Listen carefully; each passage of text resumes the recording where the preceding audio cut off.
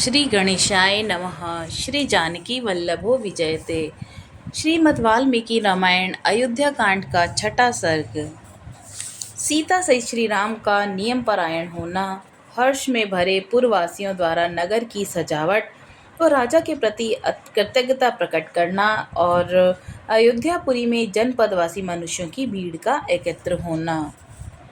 पुरोहित जी के चले जाने पर मन को संयम में रखने वाले श्री राम ने स्नान करके अपने विशाल लोचना पत्नी के साथ श्री नारायण की उपासना आरंभ की। उन्होंने हविष्य पात्र को सिर झुकाकर नमस्कार किया और प्रज्वलित अग्नि में महान देवता को प्रसन्न करने के लिए विधि पूर्वक उस हविष्य की आहुति दी। तत्पश्चात अपने प्रिय मनोरथ की सिद्धि का संकल्प लेकर उन्होंने उस यज्ञ शेष भविष्य का भक्षण किया और मन को संयम में रखकर मौन हो वे राजकुमार श्री राम विदेह नंदिनी सीता के साथ भगवान विष्णु के सुंदर मंदिर में श्री नारायण देव का ध्यान करते हुए वहां अच्छी तरह बिछी हुई कुश की चटाई पर सोए। जब 3 पहर बीतकर एक ही पहर रात का शेष रह गया तब वे शयन से उठ बैठे और उस समय उन्होंने सभा मंडप को सजाने के लिए सेवकों को आज्ञा दी। वहां सूत मागध बंदियों की श्रवण सुगत वाणी सुनते हुए श्री राम ने प्रातःकालिक संध्योपासना की और फिर एकाग्रचित होकर वे जप करने लगे। तदंतर रेशमी वस्त्र धारण किए हुए श्री राम ने मस्तक झुकाकर भगवान मधुसूदन को प्रणाम और उनका स्तवन किया। इसके बाद ब्राह्मणों से स्वस्ति वाचन करवाया। उन ब्राह्मणों का पुण्य वाचन संबंधी गंभीर एवं मधुर घोष नाना प्रकार के वाद्यों की ध्वनि से व्याप्त होकर सारी अयोध्यापुरी में फैल गया।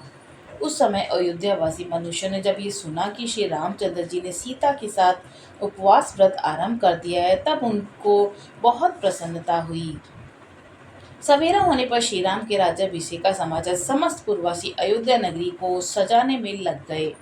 जिनके शिखरों पर श्वेत बादल विश्राम करते हैं उन पर्वतों के समान गगनचुंबी देव मंदिरों चौराहों गलियों देव वृक्षों समस्त सभाओं अटालिकाओं नाना प्रकार की बेचने योग्य वस्तुओं से भरी हुई व्यापारियों की बड़ी बड़ी दुकानों और कुटुंबों ग्रस्तों की सुंदर समृद्धशाली भवनों में और दूर से दिखाई देने वाले वृक्षों पर भी ऊंची ऊंची ध्वजाएं लगाई गई और उनमें पताकाएं फहराई गई।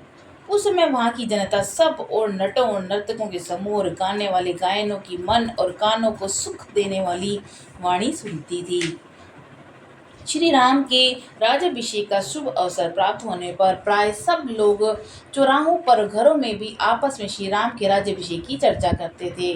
घरों के दरवाजों पर खेलते हुए झुंड के झुंड बालक भी आपस में श्री राम के राज्याभिषेक की बातें करते थे।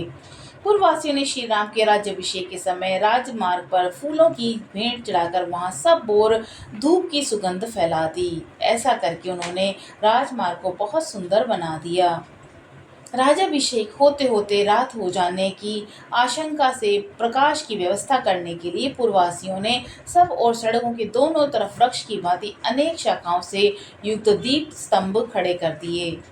इस प्रकार नगर को सजाकर श्री राम के युवराज पद पर अभिषेक की अभिलाषा रखने वाले समस्त पूर्ववासी चौराहों और सभाओं में झुंड के झुंड एकत्रित हो वहां परस्पर बातें करते हुए महाराजा दशरथ की प्रशंसा करने लगे।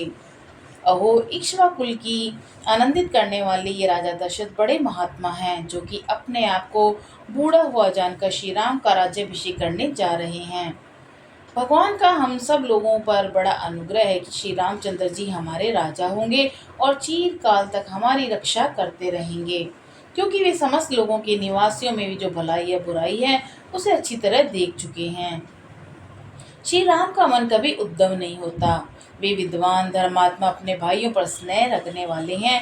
उनका अपने भाइयों पर जैसा स्नेह है वैसा ही हम लोगों पर भी है। धर्मात्मा और निष्पाप राजा दशरथ चिरकाल तक जीवित रहें, जिनके प्रसाद से हमें श्री राम के राज्याभिषेक का दर्शन सुलभ होगा। अभिषेक का वृत्तांत सुनकर नाना दिशाओं से उस जनपद के लोग भी वहां पहुंचे। उन्होंने उपयुक्त बातें कहने वाले पूर्ववासियों को सभी बातें सुनी।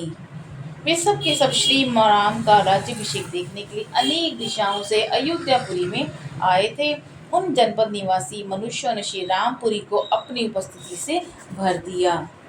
वहाँ मनुष्यों की भीड़ भाड़ बढ़ने से जो जनरव सुनाई देता था, वह पर्वों के दिन बढ़े हुए वेग वाले महासागर की गर्जना के समान जान पड़ता था। उस समय श्री राम के राज्याभिषेक का उत्सव देखने के लिए पधारे हुए जनपदवासी मनुष्यों द्वारा सब ओर से भरा हुआ वह इंद्रपुरी के समान नगर अत्यंत कोलाहलपूर्ण होने के कारण मकर, नक्र और तिमिंगल आदि विशाल जल जंतुओं से परिपूर्ण महासागर के समान प्रतीत होता था। इस प्रकार श्री वाल्मीकि निर्मित आर्ष रामायण आदि काव्य के अयोध्या खंड में छठा सर्ग पूरा हुआ। बोलो सियावर रामचंद्र की जय, पवन सुत हनुमान जी की जय।